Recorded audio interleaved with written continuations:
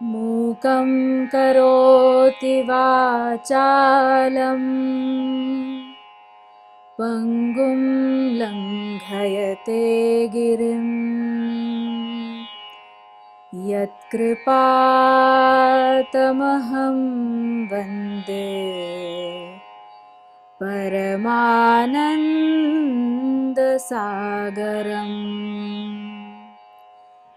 अखण्डमण्डलाकारं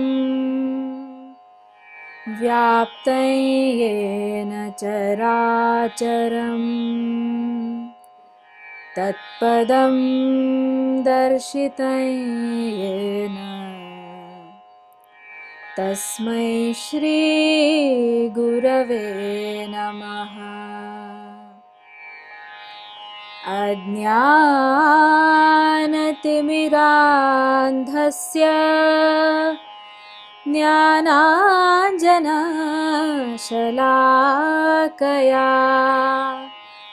चक्षुरुन्मीलितं येन तस्मै श्रीगुरवे नमः। गुरुर्ब्रह्मा गुरुर्विष्णु गुरुर्देवो महेश्वरः गुरुः साक्षात् परब्रह्म तस्मै श्री गुरवे नमः। तस्मै श्री गुरवे नमः। तस्मै श्री गुरवे नमः।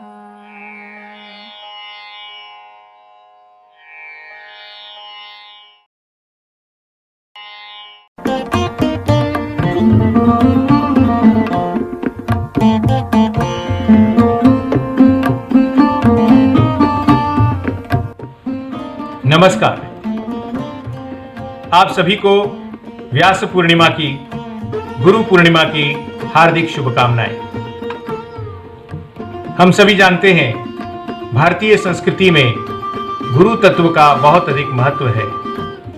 हम सबके जीवन में गुरु का विशेष स्थान है, क्योंकि गुरु ही है जो हमें शिक्षा देते हैं, दीक्षा देते हैं, संस्कार देते हैं। गुरु ही हैं जो हमें जीवन जीने का मार्ग दिखाते हैं।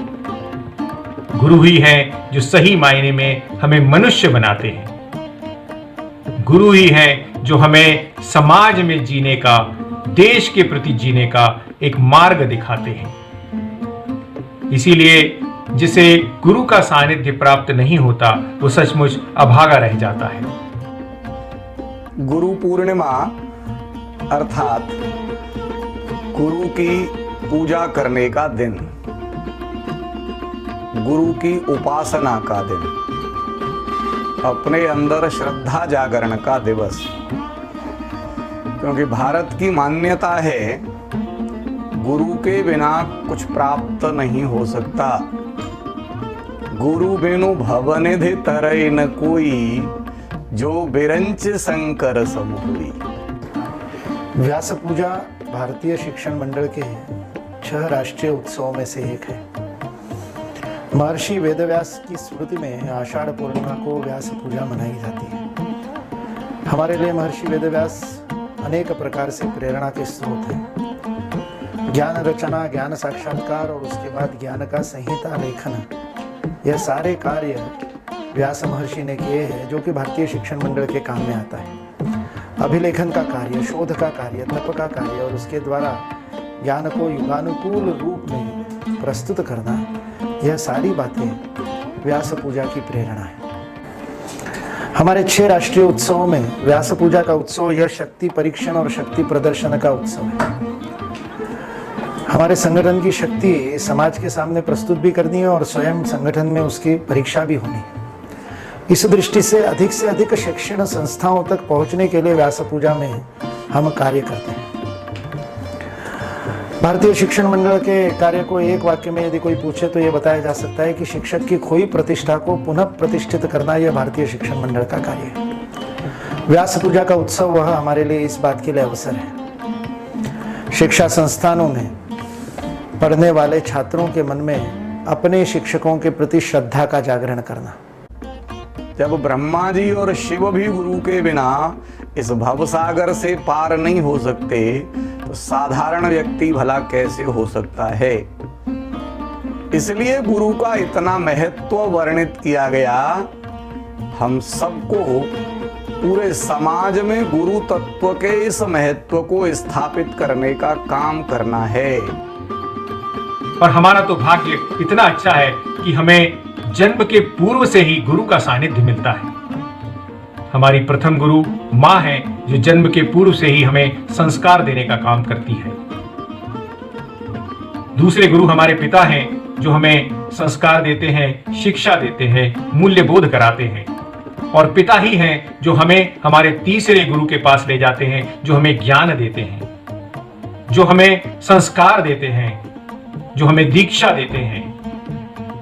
दरअसल वही गुरु हैं जो हमारे चरित्र का निर्माण करते हैं। इसीलिए प्राचीन काल में गुरुकुलों का बहुत महत्व था।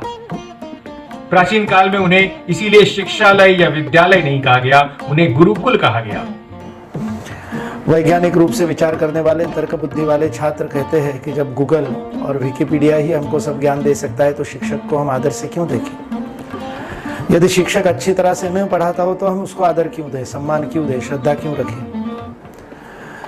इस बात को समझने के लिए हमको यह समझना पड़ेगा कि ज्ञान प्राप्त कैसे होता है। ज्ञान प्राप्ति का शास्त्र, साइंस जब हम समझते हैं तब हमको पता चलता है कि अंदर से बाहर ज्ञान का प्रकटीकरण होता है, बाहर से अंदर ज्ञान नहीं आता। और अंदर से बाहर यदि ज्ञान को प्रकट होना है तो उसके लिए हमारी बुद्धि के, हमारी प्रज्ञा के और आलोक को, द्वार को खोलना आवश्यक है। और द्वार को यदि खोलना है तो उसके लिए श्रद्धा आवश्यक है। मन के एकाग्र हुए बिना, श्रद्धा का जागरण हुए बिना मन एकाग्र नहीं होता। मन एकाग्र नहीं होता तो ज्ञान प्राप्ति नहीं होती। इसलिए शिक्षक का आदर देना शिक्षक के लिए आवश्यक नहीं है, हमारे लिए आवश्यक है। हम शिक्षक से पीठ पीछे शिक्षकों को उपनाम लगाते हैं, उससे हानि हमारी होती है, शिक्षक की कोई हानि नहीं है।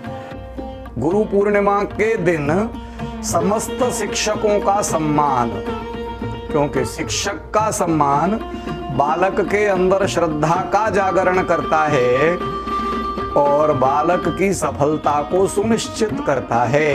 इसलिए हर पालक को चाहिए गुरु पूर्णिमा, व्यास पूर्णिमा के दिन अपने बच्चे को भारत में गुरु शिष्य परंपरा की श्रेष्ठता से परिचित कराए और अपने गुरु के प्रति सम्मान जागरण का भाव उत्पन्न करे। क्योंकि दुनिया में दो चीजें बिना गुरु की कृपा के प्राप्त नहीं होती। गुरु के वचन प्रतीते न जेहि, सपने हु सुगमन सुख सिधिते ही। जिसको गुरु के वचन पर विश्वास नहीं है उसको सपने में भी न सुख मिल सकता है, न सिद्धि प्राप्त हो सकती है। मनमुखी कभी सफल नहीं होता और गुरुमुखी कभी असफल नहीं होता।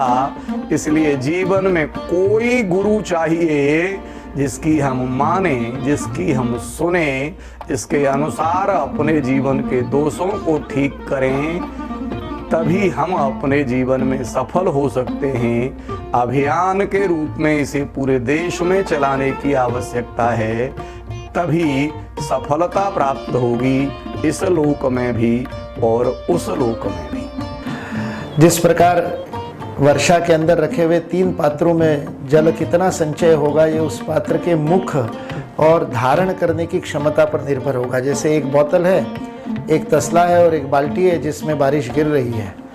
तसले का मुख बड़ा है किंतु फिर भी उसमें से पानी बाहर निकल जाएगा क्योंकि गहराई नहीं है। बोतल में गहराई है किंतु मुख छोटा है, लेकिन बाल्टी में मुख भी बड़ा है और गहराई भी अधिक है, इसलिए उतनी ही वर्षा में बाल्टी में सर्वाधिक पानी एकत्रित होगा। उसी प्रकार के ज्ञान वर्षा में से आपकी ग्रहण क्षमता आपकी श्रद्धा पर निर्भर करती है। श्रद्धा धारणा भी देती है और मुख भी खोलती है। कबीर दास जी ने भी तो कहा है, गुरु कुम्हार शिष्य कुंभ है, गड़ी गड़ी काढ़े खोट, अंतर हाथ सहार दे, बाहर बाहे चोट। यानी गुरु उस कुम्हार की तरह होता है जो शिष्य रूपी कुंभ को बनाता है, अंदर से हाथ से उसे सहारा देता है और बाहर से धीरे धीरे तपका कर चोट देकर उसे आकार प्रदान करता है। और इसीलिए जिसके जीवन में गुरु का हाथ लग जाता है उसका जीवन सध जाता है, उसका जीवन तर जाता है। भारतीय शिक्षण मंडल का यह प्रयास रहा है कि इस व्यास पूर्णिमा के अवसर पर गुरु पूजन का ये जो कार्यक्रम है, व्यास पूजा का जो ये कार्यक्रम है, वो पूरे देश में पूरे धूमधाम से, पूरे उत्साह से मनाया जाए। भारत की विशाल सांस्कृतिक परंपरा में अलग अलग प्रांतों में, अलग अलग क्षेत्रों में गुरु पूजन को अलग अलग तरीके से मनाया जाता है, लेकिन सभी लोग अपने गुरु के प्रति आदर का भाव, सम्मान का भाव अवश्य व्यक्त करते हैं।